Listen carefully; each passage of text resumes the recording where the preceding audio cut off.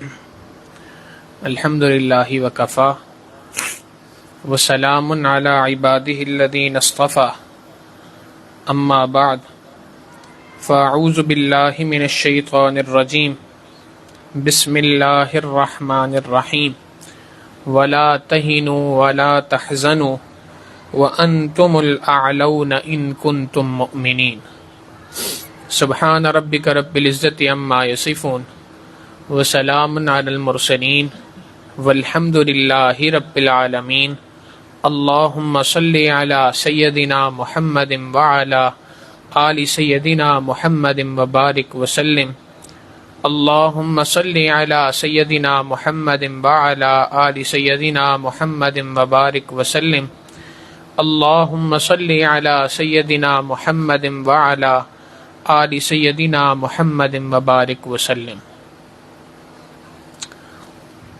پوری دنیا ہی کے اندر مسلمانوں کی جو اس وقت پر صورتحال ہے، بالخصوص فلسطین اور غزہ کے علاقوں میں، ان تمام چیزوں کو دیکھ کر اور ان حالات کو سن کر ایک مسلمان کئی مرتبہ مایوسی کا شکار ہو جایا کرتا ہے، اور وہ مایوسی اس حد تک آ جاتی ہے کہ وہ اللہ رب العزت کی رحمت سے نا امید ہو جاتا ہے، اور یہ سوچنے پر مجبور ہو جاتا ہے کہ پتہ نہیں یہ حالات کبھی درست ہو بھی سکیں گے کہ نہیں، پتہ نہیں مسلمان کبھی غالب آ بھی سکیں گے کہ نہیں، پتہ نہیں اسلام کو کسی موقع پر غلبہ حاصل ہوگا بھی کہ نہیں۔ یہ سوالات ذہن میں اٹھنا شروع ہو جاتے ہیں، اور ان سوالات کی انتہا اس نتیجے پر پہنچتی ہے کہ انسان اللہ رب العزت کی رحمت سے مایوس ہو جاتا ہے۔ شیطان اس کے ذہن میں طرح طرح کے وسوسے ڈالتا ہے، طرح طرح کے خیالات ڈالتا ہے، اور وہ اللہ رب العزت کی مسبب الاسباب ہونے کی اور اللہ کی ایمان والوں کے ساتھ مدد کے وعدوں سے دور ہو جاتا ہے، ان کو بھلا بیٹھتا ہے۔ یہ بات ذہن میں رکھنی چاہیے کہ مسلمانوں پر سختی کا یہ پہلا عالم نہیں ہے، یہ پہلا مرتبہ ایسا معاملہ نہیں پیش آیا کہ مسلمانوں کے اوپر سختی آئی ہے۔ ایمان والوں کے ساتھ ظلم و ستم کا معاملہ کیا جا رہا ہے، یہ پہلی مرتبہ نہیں ہے، یہ کوئی انوکھا واقعہ نہیں ہے، بلکہ اس طرح کے واقعات تو ابتدائی زمانے سے چلتے ہوئے آ رہے ہیں۔ یعنی نبی علیہ الصلوۃ والسلام کی زندگی سے دیکھ لیں، اور اسلام کے آنے کے بعد اللہ کے حبیب صلی اللہ علیہ وسلم کے دنیا میں نبی بنانے کے بعد کے حالات کو دیکھ لیں تو وہ بھی ایسے ہی نظر آتے ہیں، مگر اگر اس سے بھی کئی ہزار سال پیچھے چلا جایا جائے تو وہاں پر بھی اسی طرح کے حالات نظر آتے ہیں۔ بنی اسرائیل کے بارے میں اللہ رب العزت قرآن کریم میں یہ بات فرماتے ہیں کہ بنی اسرائیل کے ایک نبی تھے، حضرت شیعہ علیہ السلام، مفسرین نے ان کا نام یہ لکھا ہے۔ ان کے زمانے میں ایک مرتبہ ایک جنگ کا معاملہ پیش آیا، اور اس میں مسلمانوں کی تعداد بہت تھوڑی تھی، اور اس کے مقابلے میں کفار کی تعداد کئی گنا زیادہ تھی، اسلحے سے لیس تھے، اور جنگی ساز و سامان بھی ان کے پاس زیادہ تھا، تیاری بھی ان کی زیادہ تھی، فوجی بھی ان کے زیادہ تھے۔ مسلمانوں کے پاس نہ تو کوئی جنگی آلات موجود تھے، نہ جنگی ساز و سامان موجود تھا، نہ کوئی اچھے جنگجو قسم کے لوگ موجود تھے، نہ کوئی منظم فوج موجود تھی۔ مگر اس موقع پر جب جہاد کا وقت آیا، اللہ کے راستے میں لڑائی کرنے کا موقع آیا، تو اس واقعے کو اللہ رب العزت نے قرآن کریم میں ذکر فرمایا، اور وہ کتنا سخت وقت تھا اس کا بھی اندازہ اس آیت مبارکہ سے لگے گا۔ مگر اس سے پہلے اللہ رب العزت ایک اور آیت مبارکہ میں ایمان والوں کو جھنجھوڑ رہے ہیں۔ فرمایا احسب الناس ان يتركوا ان يقولوا آمنا وهم لا يفتنون، کیا لوگوں نے یہ سمجھ لیا ہے کہ بس زبان سے ہم نے کلمہ پڑھ لیا اور اتنی بات کہہ دی کہ لا الہ الا اللہ محمد الرسول اللہ، ہم اللہ پر ایمان لائے، اتنا کہہ دینا ان کا کافی ہوگا اور وہ آزمائے نہیں جائیں گے؟ نہیں. وَلَقَدْ فَتَنَّ الَّذِينَ مِن قَبْلِهِمْ، جو لوگ تم سے پہلے گزر چکے اللہ نے ان کو بھی آزمایا تھا، اور جیسے آزمائش ان کے ساتھ ہوئی تھی اللہ رب العزت کی جانب سے آزمائشیں اس امت پر بھی آنی ہیں. قرآن کریم میں اللہ رب العزت نے جب اس واقعے کا بنی اسرائیل کے ذکر فرمایا تو ابتدا اسی بات سے فرمائی، ام حسبتم ان تدخلوا الجنہ، کیا تم اس بات کا گمان کرتے ہو کہ تم ایسے ہی جنت میں داخل کر دیے جاؤ گے؟ وَلَمَّا يَأْتِكُمْ مَثَلُ الَّذِينَ خَلَوْا مِن قَبْلِكُمْ، اور تم پر وہ حالات نہیں آئیں گے جو تم سے پہلی امتوں کے اوپر آئے؟ کیا تم اتنی ہی سستی جنت سمجھتے ہو کہ تمہارے اوپر وہ حالات نہیں آئیں گے اور بغیر کسی حالات کے آئے ہوئے تمہیں جنت کا ٹکٹ تھما دیا جائے گا؟ نہیں.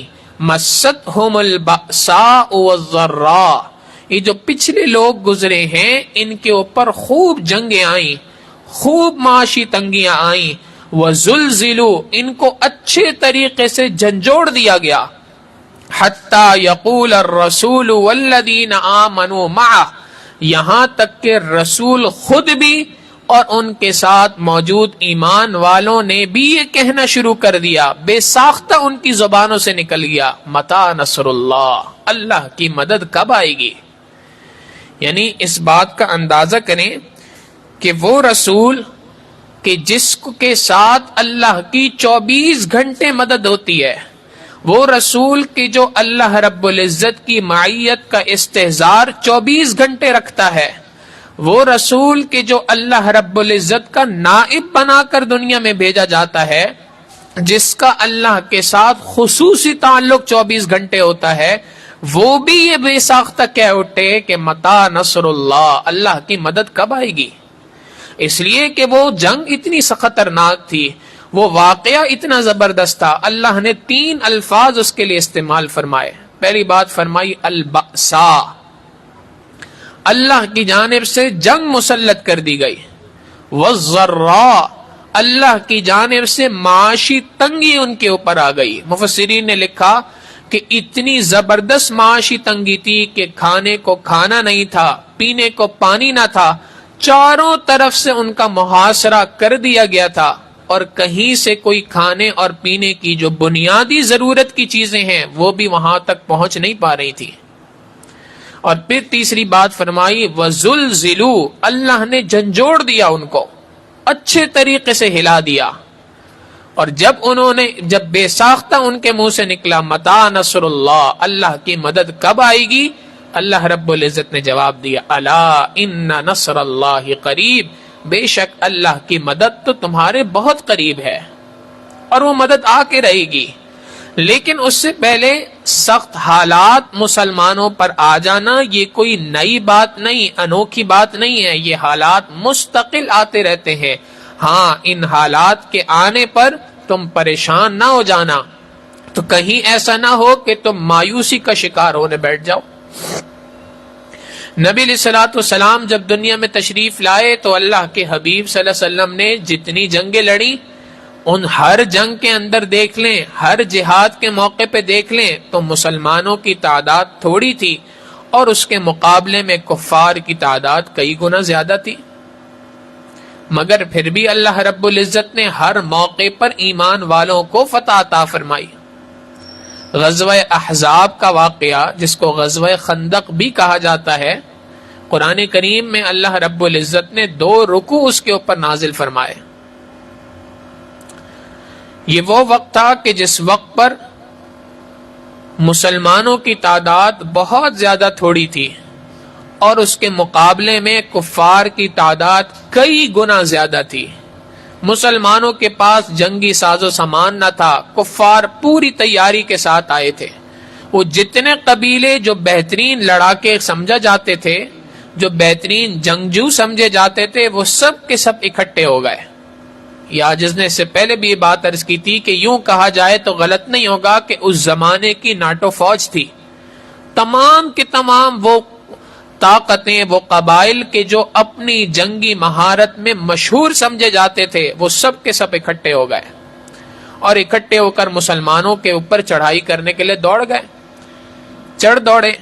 یہاں تک معاملہ پیش آیا کہ اللہ رب العزت خود قرآن کریم میں فرماتے ہیں اذ جاؤکم من فوقکم، جب وہ تمہارے اوپر سے تمہارے اوپر آ گئے، ومن تحت ارجلکم، اور تمہارے نیچے سے بھی آ گئے، وَإِذْ زَاغَتِ الْأَبْصَارِ، جب تمہاری آنکھیں پھٹی کی پھٹی رہ گئیں، وَبَلَغَتِ الْقُلُوبُ الْحَنَاجِرِ، تمہارے کلیجے منہ کو آ رہے تھے۔ یعنی اتنی زیادہ سخت الفاظ قرآن کریم نے استعمال فرمائے مسلمانوں کی حالات کو بیان کرنے کے لیے کہ وہ فوجیں ایسی چڑھ دوڑی کہ تمہیں لگا اوپر سے بھی آ رہے ہیں، نیچے سے بھی آ رہے ہیں، اور اس کی وجہ سے تمہاری آنکھیں پھٹی کی پھٹی رہ گئیں، تمہارے کلیجے منہ کو آنے لگے۔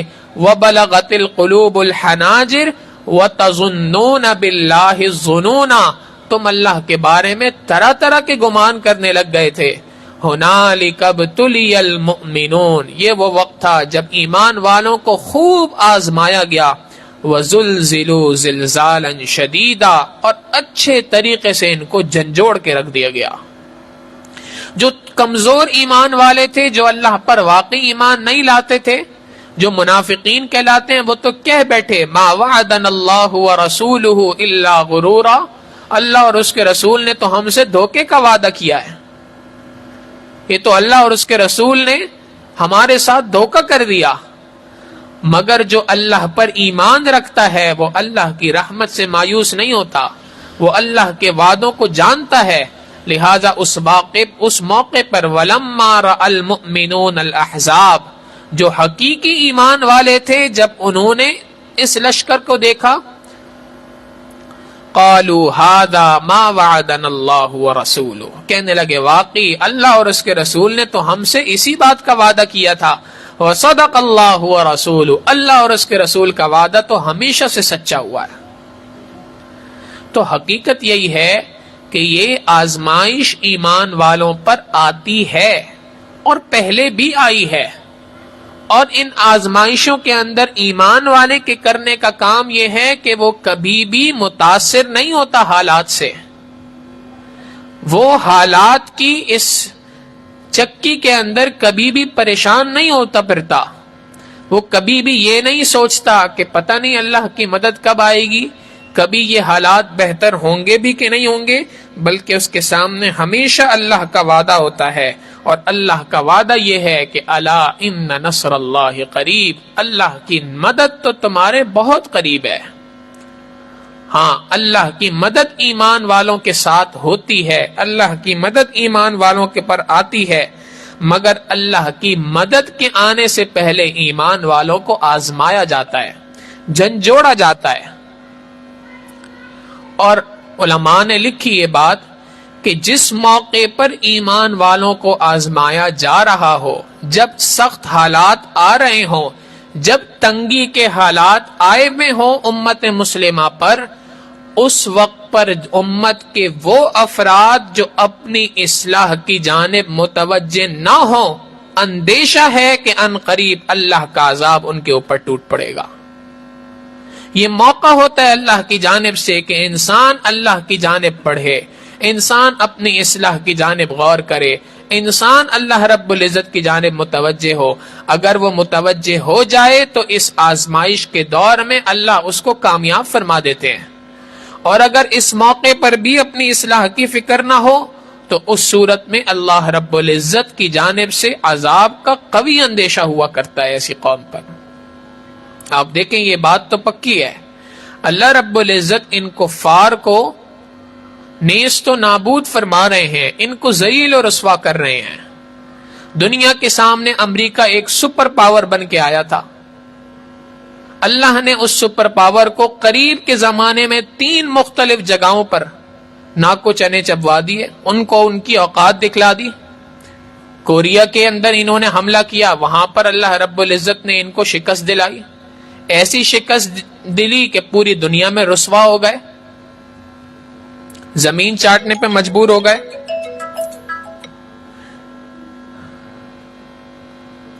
حالانکہ اگر دیکھا جائے تو کوریا ایک بہت ہی چھوٹا سا ملک ہے، امریکہ ایک ناقابل تسخیر ملک سمجھا جاتا ہے، پھر اسی طریقے سے شام میں انہوں نے حملہ کیا، اللہ نے وہاں پر ان کو شکست دی، اور اس کے بعد ہمارے پڑوس میں افغانستان میں انہوں نے حملہ کیا اور اللہ نے وہاں بھی ان کو ذلیل و رسوا کر دیا، زمین چاٹتے پھر گئے، وہاں سے نکلنا ان کے لیے مصیبت بن گیا۔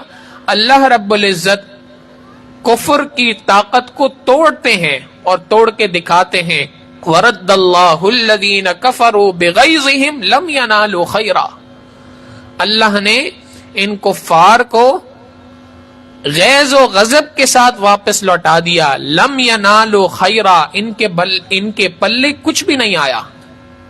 وَكَفَى اللَّهُ الْمُؤْمِنِينَ الْقِتَالَ، اللہ ایمان والوں کی جنگ کے لیے کافی ہے۔ وَكَانَ اللَّهُ قَوِيًّا عَزِيزًا، بڑا طاقتور ہے اور غالب ہے، اس کا حکم غالب آ کر رہتا ہے۔ تو پہلے ایک ناقابل تسخیر سمجھا جا رہا تھا، اللہ نے اس کے اس غرور کو توڑ دیا۔ آج اسرائیل اپنے آپ کو ایک ناقابل تسخیر سمجھتا ہے، اس کا غرور بھی عنقریب ٹوٹے گا۔ حدیث مبارکہ سے یہ بات ثابت ہے کہ وقت آنا ہے، اس ملک کی تباہی عنقریب ہے اور تباہی ہونی ہے اپنی جگہ پر۔ سوال یہ نہیں ہے کہ یہود کب مریں گے، سوال یہ نہیں ہے کہ اسرائیل کب تباہ ہوگا، سوال یہ ہے کہ وہ تو اپنی جگہ پر جو اس کا وقت ہے اس وقت پر شدید ترین رسوا ہوگا، لیکن سوال یہ ہے کہ ہم اور آپ اس کے اندر کہاں پر کھڑے ہیں، ہم نے اپنا حصہ کتنا ڈالا ہے، ہم نے اس کے لیے کتنی تیاری کی ہے، یہ سوال ہم سے آیا ہے۔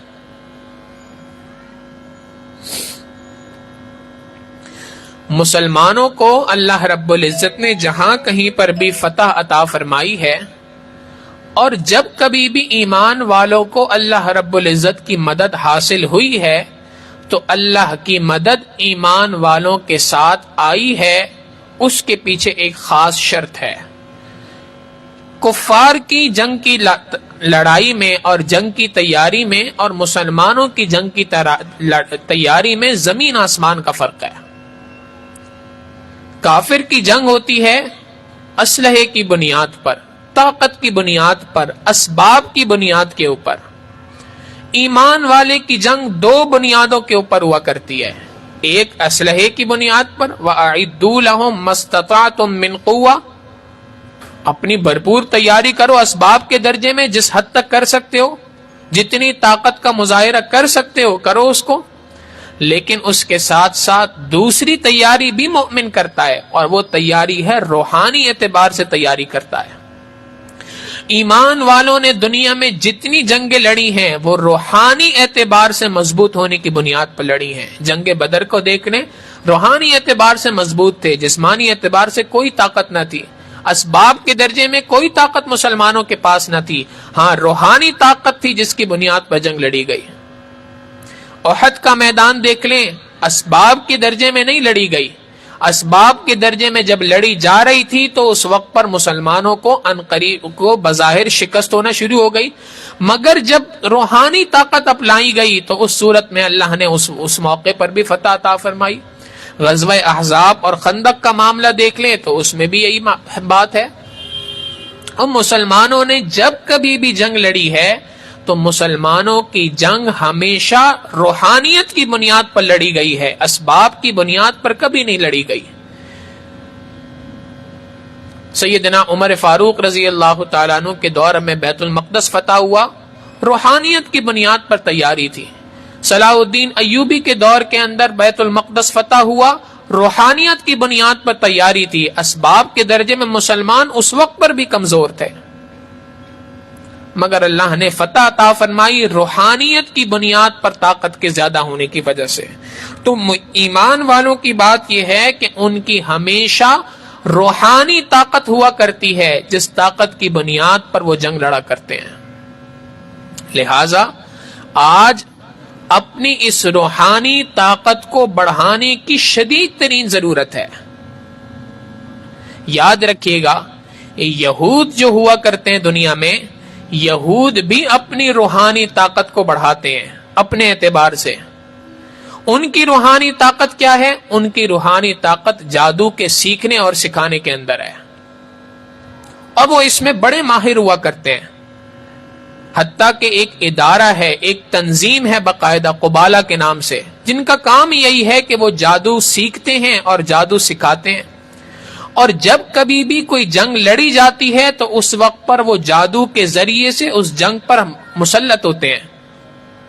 کتابوں میں لکھا ہے کہ جب خلافت عثمانیہ کو توڑنے کا ارادہ کیا گیا تو اس وقت پر ان جادوگروں کی ایک پورا لشکر تھا قبالہ کا، کہ جو اس وقت پر سرحد پر جا کر بیٹھ گیا تھا اور وہاں بیٹھ کر وہ اپنے جادو کے پورا زور لگا رہا تھا۔ جیسے آج ہمارے ہاں تبلیغی جماعت میں جب گشت پہ جاتے ہیں تو کچھ ساتھیوں کو ذکر پہ بٹھا دیتے ہیں۔ بھائی کیوں بٹھاتے ہیں؟ اس لیے کہ آپ اللہ رب العزت کی جانب متوجہ ہوں، آپ روحانی طاقت لگائیں، ہم اسباب کے درجے میں لوگوں کو اللہ کی جانب بلائیں گے۔ جب اسباب روحانیت کے ساتھ مل جائیں گے تو پھر اس صورت میں اللہ کی مدد اترے گی۔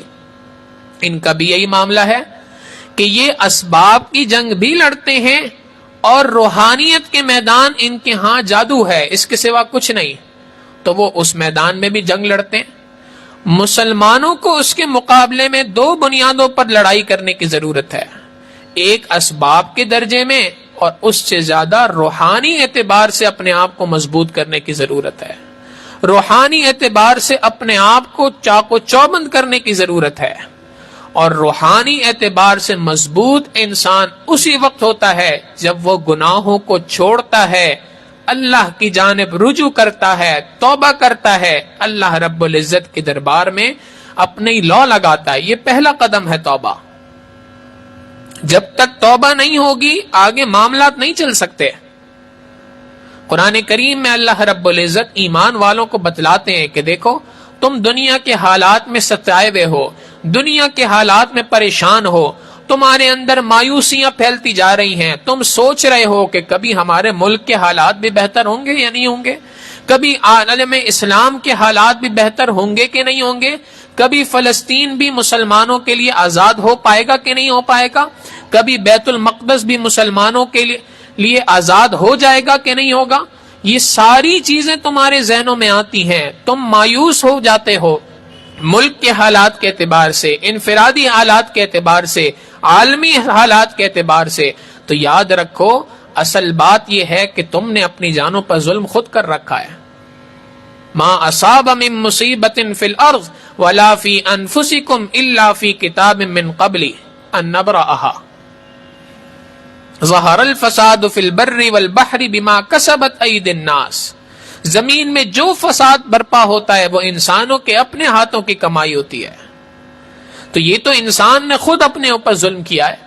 اللہ رب العزت فرماتے ہیں ظلم کر چکے، اب مایوس ہوتے پھر رہے ہو تو سنو، قل یا عبادی الذین اسرفوا علی انفسہم، اے وہ لوگوں، آپ فرما دیجئے اے میرے بندوں جنہوں نے اپنی جانوں کے اوپر ظلم کر لیا، گناہ کر کر کے اپنی دل کو زخمی کر بیٹھے، اپنی روح کو زخمی کر بیٹھے ہو، اب سن لو، لا تقنطوا من رحمت اللہ، اللہ کی رحمت سے ہرگز مایوس نہ ہونا۔ کیوں؟ ان اللہ یغفر الذنوب جمیعا، اللہ تمہارے تمام کے تمام گناہوں کو معاف کر دے گا۔ انہ هو الغفور الرحیم، وہ بڑا بخشنے والا، بڑا مہربان ہے۔ تو توبہ کیسے کرنی ہے؟ آئندہ کا لائے عمل کیسا ہے؟ اللہ نے اگلی آیت میں دو کام بتلا دیے۔ پہلا فرمایا وَأَنِيبُوا إِلَىٰ رَبِّكُمْ، اپنے پروردگار کی جانب لوٹو، اپنے پروردگار کی طرف دوڑو، اپنے پروردگار کی طرف رجوع کرو۔ یہ نہیں فرمایا وَأَنِيبُوا إِلَى اللَّهِ، اللہ کی جانب لوٹو، بلکہ فرمایا وَأَنِيبُوا إِلَىٰ رَبِّكُمْ، اپنے پروردگار کی جانب لوٹو، جو تمہارا پالنے والا ہے، جو تمہارا پیدا کرنے والا ہے، جو تمہیں دنیا میں بڑا کرنے والا ہے، جو دنیا میں تمہاری تمام ضروریات کو پورا کرنے والا ہے۔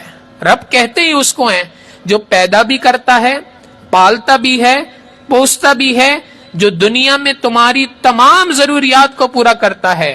تو اگر تمہاری روحانی ضرورت ہے تو وہ بھی پروردگار ہی پوری کرے گا، کوئی اور نہیں کر سکتا۔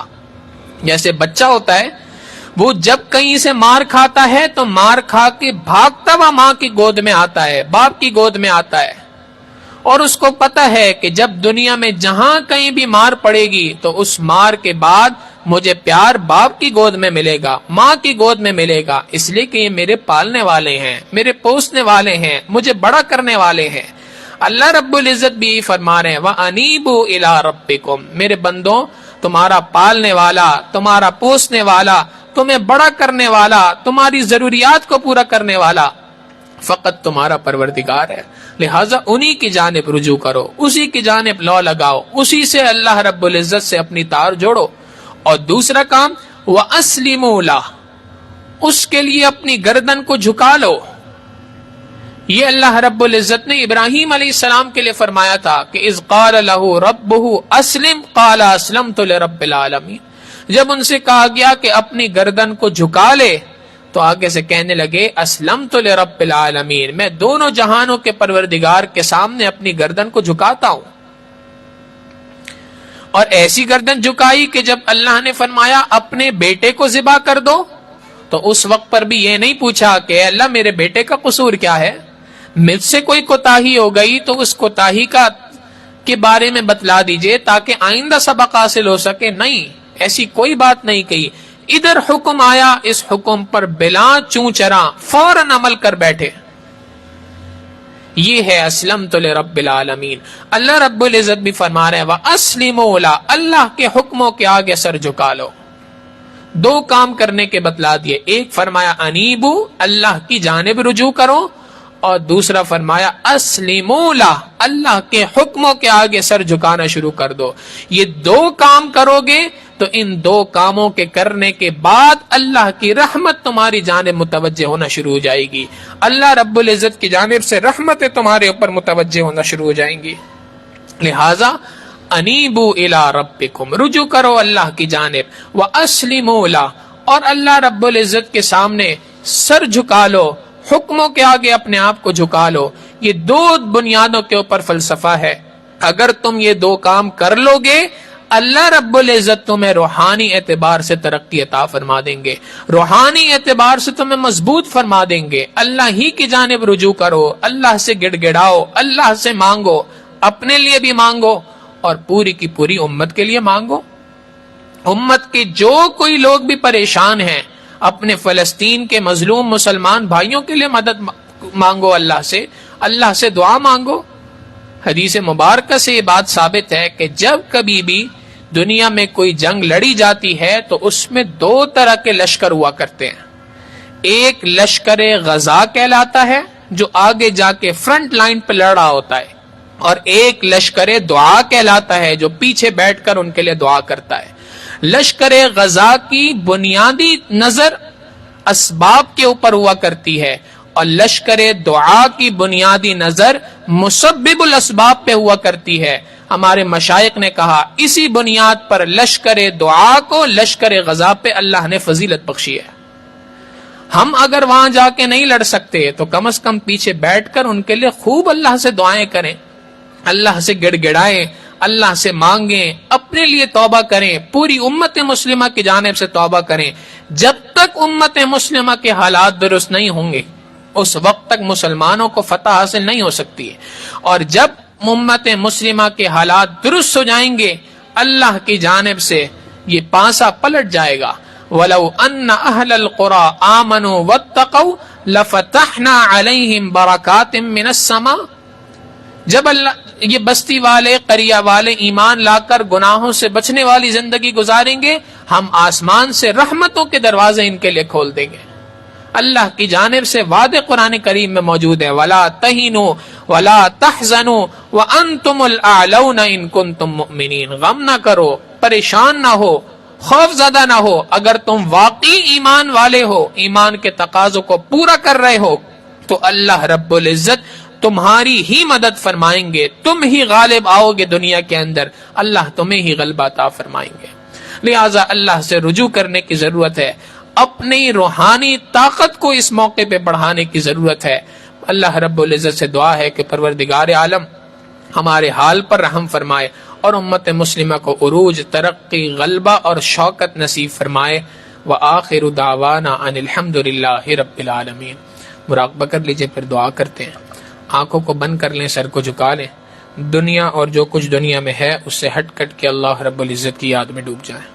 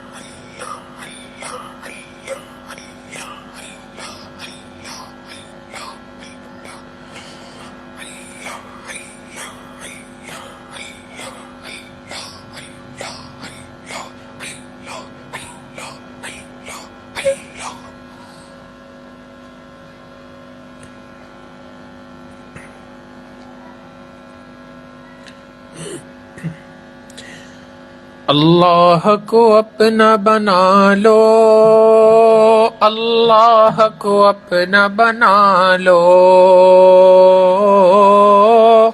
اللہ کو اپنا بنا لو۔ یہ زندگی ایک مہلت ہے، روٹھے ہوئے رب کو منا لو، اللہ کو دل میں بسا لو، اللہ کو اپنا بنا لو۔ اللہ سے دوری کیسی، اللہ سے غفلت کیسی، اللہ سے دوری کیسی، اللہ سے غفلت کیسی، اب سب وردوں کو چھوڑو، اللہ کو ورد بنا لو، اللہ کو اپنا بنا لو، اللہ کو دل میں بسا لو۔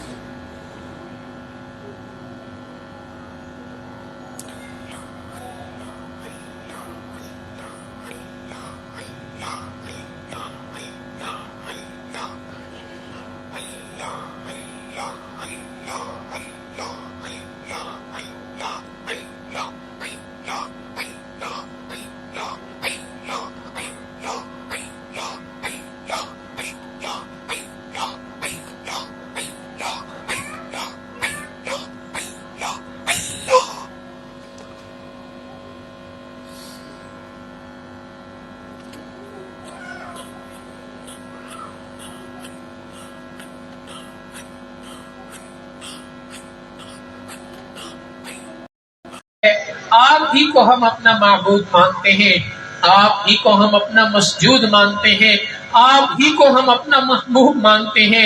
اے کریم آقا، گناہوں کی نجاست کو ہمارے اوپر سے ختم فرما دیجئے۔ اللہ ہمیں روحانی اعتبار سے مضبوط بنا دیجئے، اللہ روحانی اعتبار سے مضبوط بنا دیجئے۔ کریم آقا، روحانی اعتبار سے ہمیں مضبوط بنا دیجئے۔ اے کریم آقا، مسلمان پورے عالم کے اندر انتہائی کمزور ہیں، اللہ مسلمانوں کو ترقی عطا فرما دیجئے، غلبہ عطا فرما دیجئے، شوکت عطا فرما دیجئے۔ اللہ ہمارے مظلوم فلسطینی بھائیوں پر اپنی رحمت فرما دیجئے، اللہ ان کے ساتھ اپنی مدد شامل حال فرما دیجئے۔ اللہ اپنی رحمت سے بیت المقدس کی حفاظت فرما دیجئے، فلسطین کی سرزمین کی حفاظت فرما دیجئے۔ اللہ اپنی مدد کو شامل حال فرما دیجئے، اللہ اپنی مدد کو شامل حال فرما دیجئے۔ جیسے آپ نے بدر میں مسلمانوں کی مدد فرمائی، احد میں مسلمانوں کی مدد فرمائی، خندق میں مسلمانوں کی مدد فرمائی، اللہ اپنی رحمت سے آج بھی مسلمانوں کی مدد فرما دیجئے۔ اے اللہ اپنی رحمت سے ان کی مدد فرما دیجئے، اعانت فرما دیجئے۔ اللہ کفر کو اپنی طاقت پہ بھروسہ ہے اور ہمیں آپ کی ذات پر بھروسہ ہے۔ اے کریم آقا، جو آپ پر بھروسہ کرتا ہے اللہ آپ اس کے بھروسے کو پورا فرماتے ہیں، اپنے کیے ہوئے وعدوں کو پورا فرما دیجئے۔ اللہ وہ لوگ کہ جن کا فقط جرم اتنا ہے کہ وہ اللہ کا نام لیتے ہیں، آپ کو اپنا اکیلا معبود مانتے ہیں، اللہ اس جرم کی ان کو سزا مل رہی ہے۔ اے کریم آقا، آپ ان کی جانب سے حامی و ناصر بن جائیے، اللہ ان کی مدد فرما دیجئے، ان کی نصرت فرما دیجئے۔ اے کریم آقا، آپ نے خود قرآن کریم میں فرمایا وَمَكَرُوا وَمَكَرَ اللَّهُ، انہوں نے اپنی چال چلی اور اللہ نے اپنی تدبیر چلی، وَاللَّهُ خَيْرُ الْمَاكِرِينَ، اور اللہ کی تدبیر سب سے بہتر تھی۔ اللہ آج بھی اس کفری طاقت جو ساری کی ساری ایک پلیٹ فارم پہ اکٹھی ہو چکی ہے، اللہ ان کی اس طاقت کے ناز کو ختم فرما دیجئے، اللہ ان کو تہس نہس فرما دیجئے، تباہ و برباد فرما دیجئے، ہلاک فرما دیجئے، اللہ چن چن کر ان کو اس دنیا سے دفع دور فرما دیجئے۔ کریم آقا، عبرت کا نشانہ ان کو بنا دیجئے، مسلمانوں کے اوپر مزید مظالم ڈھانے سے اے اللہ ان کی جو خون سے ہاتھ مسلمانوں کے رنگے میں ہیں، اللہ ان ہاتھوں کو کاٹ ڈال دیجئے۔ اے کریم آقا، مسلمانوں کی مزید مدد فرما دیجئے، اعانت فرما دیجئے۔ اللہ جو لوگ بھی ان حملوں میں زخمی ہیں، اللہ اپنی رحمت سے ان کو شفائے کلی نصیب فرما دیجئے، طبی امداد ان تک پہنچا دیجئے۔ اللہ جو لوگ بھی مسلمانوں کی مدد کر رہے ہیں اللہ ان کی مدد کرنے کو قبول فرما لیجئے، اللہ ان کی امداد کو ان تک پہنچا دیجئے، ان مدد کرنے والوں کی مدد فرما دیجئے، ان کے آگے پیچھے دائیں بائیں سے ان کی حفاظت فرما دیجئے، اوپر نیچے سے ان کی حفاظت فرما دیجئے۔ کریم آقا، اسلام کو ترقی اور غلبہ نصیب فرما دیجئے، اللہ ہمارے تینوں حرم کی حفاظت فرما دیجئے، ہمیں بار بار اپنے گھر کا دیدار نصیب فرما، اپنے پیارے محبوب صلی اللہ علیہ وسلم کی در کی حاضری نصیب فرما۔ کریم آقا، ہمارے ساتھ رحمتوں کا معاملہ فرما، ہمارے ساتھ کرم کا معاملہ فرما، ہمارے ساتھ اپنے فضل کا معاملہ فرما۔ اے کریم آقا، ہم میں جو بیمار ہیں انہیں شفائے کلی نصیب فرما، جو مقروض ہیں ان کے قرضوں کی ادائیگی کی غیب سے سبیل پیدا فرما۔ اللہ بے اولادوں کو نیک اولاد عطا فرما، جو صاحب اولاد ان کی اولادوں کو نیکوکار بنا، فرما بردار بنا، ماں باپ کی آنکھوں کی ٹھنڈک بنا۔ اللہ جن گھروں میں جوان لڑکے لڑکیاں موجود ہیں اللہ ان کے مستقبل کو روشن فرما، ماں باپ کے لیے ان کے فرائض کا ادا کرنا آسان فرما۔ اے کریم آقا، ہمارے قریبی ساتھی عزیر عالم صاحب اللہ شدید علیل ہیں، ان کے اور ان کے گھر والوں کو اللہ شفائے کلی نصیب فرما دیجئے۔ کریم آقا، ہماری دعاؤں کو اپنی رحمت سے قبول و منظور فرما۔ وصلی اللہ تعالی علی حبیبہ سیدنا محمد وآلہ واصحابہ اجمعین برحمتک یا ارحم الراحمین۔